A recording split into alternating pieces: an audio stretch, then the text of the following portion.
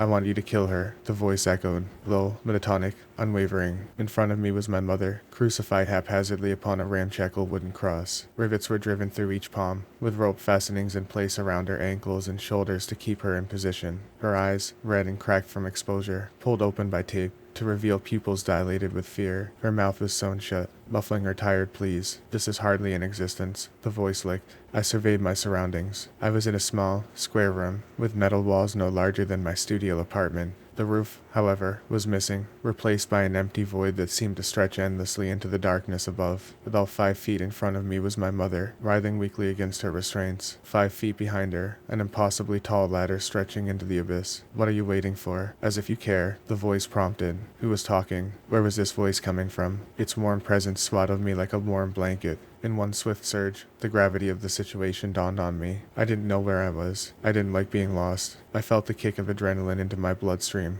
my heart beating against my ribcage, my hands clammy. I clenched them repeatedly. Open, closed, open, closed. I needed to get out of here. Ender. My gaze dashed to my right-hand side to find a surgical stand stocked full of pain-inflicting paraphernalia. A knife, a rope, a pistol, razor blades, full needles, strange pills and powder, an arsenal fit to maim, disfigure, destroy. I reached for the razor blade. I could cut the stitching on my mother's mouth, garner some insight into what the going on. My mother always knew what was going on. With the razor blade in hand, I walked gingerly up to my mother, whose eyes lit up as I approached, and through all the pain, tears and stitches, as I drew closer, she smiled. I held up my left hand to coddle my mother's face, with the razor blade still pinched in my right, and as she nuzzled her face into my palm, I cracked. I wept harder than I'd ever wept before. Full-bodied, racking sobs crashed over me, because it didn't matter how bad anything got. It didn't matter how broken the situation, or how broken the person. My mother was just happy I was there. I steadied myself and lifted up my right hand,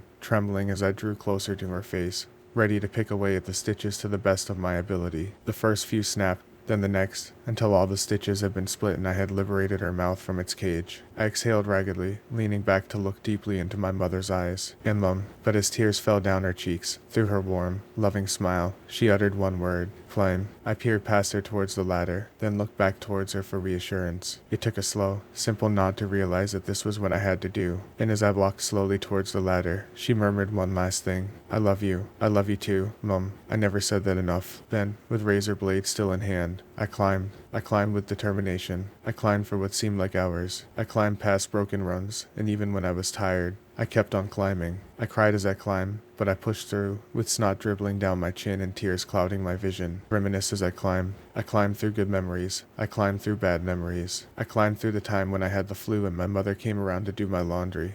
And I climbed through the time my girlfriend cheated on me. I climbed because I was sick of this dark room. I climbed to make my mother proud. And as I climbed, the darkness subsided, opening itself up to light. I could see where the ladder ended now. I could see my way out. As I placed my hand on the last rung of the ladder and pulled myself up over the edge, I was overcome by brightness. The light subsided, and as I got my bearings, I found myself on my back in my bathtub, still clutching the razor blade. Urgent knocking on my bathroom door roused me from my daze. Are you all right in there? Your sister called. We're worried about you. It was my mother's voice. I got up out of the bathtub and placed the razor blade back on the shelf, walking towards the door, and as I flung it open, she looked at me. She looked at me and she knew. She held me in her arms and we sobbed. I wouldn't know how to live without you, she whimpered. My climb had just begun.